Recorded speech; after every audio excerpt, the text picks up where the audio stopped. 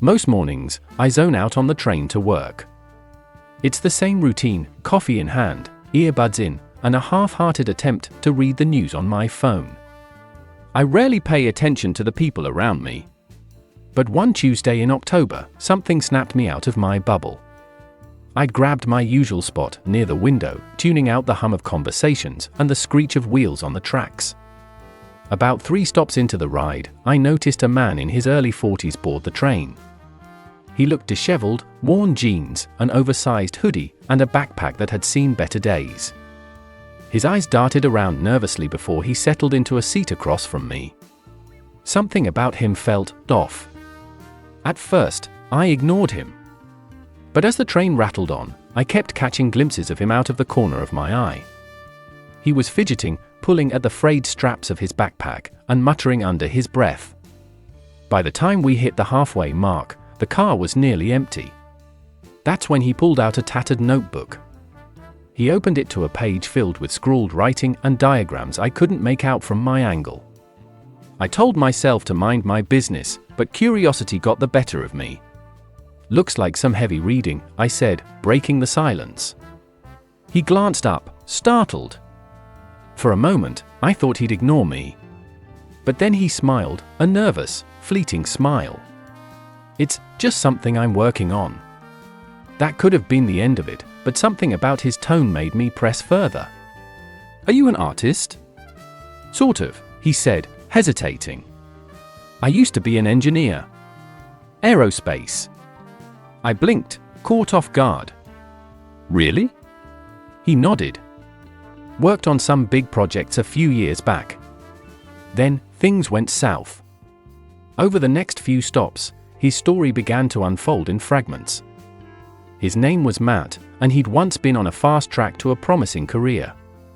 After graduating from MIT, he landed a job with a major aerospace company. "It was my dream," he said, his voice tinged with both pride and regret. But life, as it often does, had other plans. A series of personal and professional setbacks, his mother's unexpected illness, a failed startup, and a bitter divorce, had sent him into a spiral. One day, I looked around and realized I'd lost everything I'd worked for, he admitted, his voice barely audible over the clatter of the train. Now, he was piecing his life back together. The notebook he'd been scribbling in was part of a project he hoped would be his comeback, a concept for a more efficient drone delivery system. "It's not much," he said, shrugging. "But it's a start." As he spoke, I couldn't help but admire his determination. Despite everything he'd been through, there was a spark of hope in his eyes, a refusal to give up. By the time we reached the city, I felt like I'd known Matt for years. He thanked me for listening, and we exchanged contact information. "Maybe one day, I'll show you the finished prototype," he said with a chuckle. Weeks passed, and I didn't hear from him. I figured he'd moved on, or maybe decided his idea wasn't worth pursuing. But then, one evening, I got an email. It was from Matt. He'd made progress on his design and wanted to know if I'd be interested in seeing it. I agreed, half expecting it to be a rough sketch on a piece of paper. Instead, he showed up with a working prototype, a small, sleek drone that moved with a precision I hadn't expected. "It's still a work in progress," he said, his nervousness evident. "But it's something." Over the next few months, I watched as Matt's project grew. He poured everything he had into it, often working late into the night. I helped where I could, introducing him to a friend in tech, offering feedback on presentations, and even lending him my garage for testing. His persistence paid off. A year later, Matt landed a partnership with a startup accelerator. The drone delivery system he'd been sketching on that train was now a viable product, attracting interest from investors and companies alike. But what struck me most wasn't Matt's success, it was his resilience. Throughout the process, he remained humble, always quick to credit those who had helped him along the way. "I wouldn't be here without you," he told me one evening, holding a mug of coffee in my kitchen.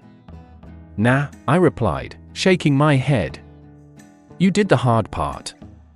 Looking back, it's amazing how a chance encounter on a train could lead to such a profound connection. Matt's story reminded me that everyone is carrying something, dreams, struggles, and untold stories waiting to be shared. Sometimes, all it takes is a moment of curiosity, a willingness to listen, to uncover something extraordinary. Second story. I never thought my life would take a turn in a forgotten parking lot behind a discount grocery store, but that's exactly where it happened. The day started like any other, rushing out the door, half awake, fumbling with coffee, and barely paying attention to the world around me. Little did I know, something as mundane as picking up groceries would end up being the beginning of a story I'd tell for the rest of my life. It all began when I pulled into the lot on a chilly November afternoon. The place was nearly empty except for a few cars and a scattering of plastic bags rolling across the cracked asphalt. I grabbed a cart, bracing against the wind, when I noticed a scruffy dog sitting near the edge of the lot. The dog was thin, with a patchy brown coat and eyes that flicked nervously between people. He wasn't begging or barking, just watching. Something about him made me pause. I hesitated, debating whether to approach him, but I pushed the thought aside. "It's not my problem," I muttered under my breath. I tried to forget about the dog as I wandered through the aisles, throwing things into my cart. But no matter how hard I tried to focus, I couldn't shake the image of him sitting there in the cold. By the time I checked out and loaded my groceries into the trunk, I felt a nagging sense of guilt. The dog was still there. He hadn't moved an inch. "All right, fine," I said to no one in particular, grabbing a protein bar from my bag. I approached slowly, crouching a few feet away. "Hey, buddy. You hungry?" He didn't bolt, which I took as a good sign. I placed the bar on the ground and backed away. He sniffed it cautiously before devouring it in a few quick bites. That could have been the end of it, but I couldn't just leave him there. I called animal control, only to be told they wouldn't be able to send anyone for hours. The thought of him waiting alone, cold and hungry, gnawed at me. "All right, looks like you're coming with me," I said, more to convince myself than the dog. Getting him into the car was easier than I expected. He hesitated at first, but eventually climbed in, curling up on the passenger seat like he belonged there. I decided to call him Maximum.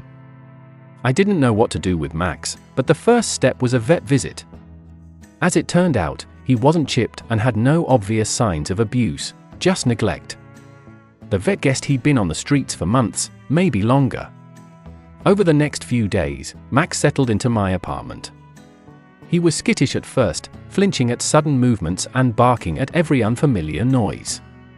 But slowly, he started to trust me.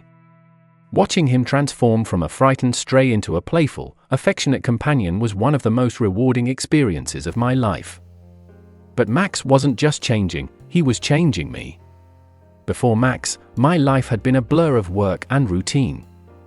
I was so caught up in my own stress and deadlines that I barely noticed the world around me. Max forced me to slow down, to appreciate the small things, like the joy of a morning walk or the simple pleasure of sitting in the park on a sunny day. Through Max, I started to connect with my neighbors, people I'd lived next to for years but barely knew. Everyone wanted to meet him, and his presence became an icebreaker that led to conversations I'd never have had otherwise. One day, while walking Max near the same grocery store parking lot, we met a man named Eric. Eric was homeless, sitting on the curb with a battered sign asking for help. Max trotted up to him without hesitation, wagging his tail like they were old friends. Eric smiled, scratching Max behind the ears. "He's a good dog," he said, his voice rough but kind. We struck up a conversation, and I learned that Eric had been living on the streets for over a year after losing his job and struggling with health issues. He didn't ask for much, just a few kind words and maybe a warm meal. That encounter stuck with me. If it hadn't been for Max, I probably would have walked past Eric without a second thought. But now, I couldn't ignore the connections that Max seemed to draw out of people. Over time, I started volunteering at a local shelter. It was a small thing, just a few hours a week helping distribute meals and organize donations. But it made a difference, not just to the people we helped, but to me. Looking back, it's incredible to think about how much my life changed because of that stray dog in a parking lot. Max didn't just become my companion, he became a catalyst for a complete shift in perspective. He reminded me of the importance of kindness, both to others and to myself. Max taught me that even the smallest actions can create ripples. Feeding a stray dog, talking to a stranger, volunteering a few hours, these things might seem insignificant in the moment, but they can lead to something bigger. And for that, I'll always be grateful. Third story. Life has a funny way of throwing curveballs when you least expect them. For me, it happened on a warm summer afternoon 2 years ago, during what should have been a routine drive to visit an old college friend in a small town about 3 hours from my place. The route was straightforward, or so I thought, but a combination of spotty cell service and a misplaced road sign turned what should have been a simple journey into an unforgettable chapter of my life. The trouble started about an hour into the trip when my GPS lost signal. I had entered a rural area with sprawling farmland, the kind of place where every road looked identical, lined with weathered barns and endless rows of crops. At first, I wasn't worried. I figured I'd eventually hit a main road, so I kept driving, enjoying the scenery. But after half an hour of aimless wandering, I realized I was hopelessly lost. I hadn't seen another car or person in miles. Just as I was starting to panic, I spotted a small wooden sign partially hidden by overgrown grass. It read, "Willow Creek, 2 miles." I didn't recognize the name, but any destination seemed better than none. So, I turned down the gravel road toward Willow Creek, thinking I'd find a gas station or someone who could point me in the right direction. Willow Creek wasn't a town, it was barely a dot on the map. The road ended at a cluster of crumbling buildings, an old general store, a boarded-up church, and a few abandoned houses. It felt like stepping back in time, like the kind of place that had been forgotten by the rest of the world decades ago. Curious, I parked and got out to stretch my legs. The air was thick with the scent of wildflowers and something faintly metallic, like rust. As I wandered past the general store, I noticed an elderly man sitting on a porch swing, whittling a piece of wood. He looked up and smiled. "Lost, are you?" he called out, his voice gravelly but kind. I explained my situation, and he chuckled. "GPS don't work too well out here. You'll need to head back the way you came and take the left fork, should get you back to the highway." I thanked him and was about to leave when something caught my eye, a weathered sign leaning against the side of the store. It read, "Cedar Hill Orphanage, estimated 1932. "Cedar Hill?" I asked, pointing to the sign. The old man nodded. "Used to be a big orphanage up the road. Closed down long before my time, but folks still talk about it. Some say it's haunted, but I think that's just stories." Something about the name stirred a memory. I remembered my grandmother mentioning Cedar Hill when I was a kid, though I couldn't recall the context. Before I knew it, I found myself asking for directions to the orphanage. The man hesitated, then shrugged. "It's just an old ruin now, but if you're curious, follow the dirt road past the church. You'll see it." The drive to Cedar Hill was short but eerie. The dirt road was overgrown with weeds, and the trees seemed to close in around me as I approached. Finally, I reached a clearing where the orphanage stood, or what was left of it. The building was a skeletal frame, its roof caved in, windows shattered, and vines creeping up the walls. I stepped out of the car, my heart pounding for reasons I couldn't explain. As I explored the ruins, I stumbled upon a rusted metal box half buried in the dirt. It was locked, but the lock was so corroded that it crumbled with a little effort. Inside were old photographs, faded letters, and a yellowed birth certificate. My breath caught when I saw the name on the certificate, Eleanor Price. My grandmother. The letters told a story I never expected. They were written by a woman named Margaret, who worked at the orphanage in the 1940s. She described Eleanor as a bright, spirited girl who was adopted by a wealthy couple from the city. The letters hinted at a secret. Eleanor's biological parents had been local farmers who died in a fire. But there was more. One of the letters mentioned a hidden safe in the orphanage basement, containing records of all the children who passed through its doors. Driven by a mix of curiosity and a strange sense of duty, I ventured into the basement, a damp, claustrophobic space filled with debris. After what felt like hours of searching, I found the safe behind a crumbling wall. It was unlocked, as if waiting for someone to discover it. Inside were more files, including one marked Helen or Price. It confirmed what the letters hinted at, but it also revealed something shocking. Eleanor had a younger brother who was never adopted. His name was Samuel. The realization hit me like a thunderbolt. My grandmother never mentioned a brother. What happened to Samuel? Did she even know he existed? I spent weeks researching, scouring public records and archives. Eventually, I found him, or rather, I found his grave. Samuel had died at the age of 15, just a few years after the orphanage closed. The records were sparse, but it seemed he had worked on a nearby farm and died in an accident. When I finally shared the story with my family, it was met with a mix of disbelief and emotion. My grandmother had passed away years ago, so we couldn't ask her about it.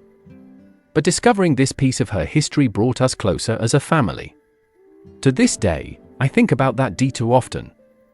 If I hadn't taken the wrong turn, I never would have uncovered this hidden chapter of my family's past. It's a reminder that sometimes, the most unexpected journeys lead to the most meaningful discoveries.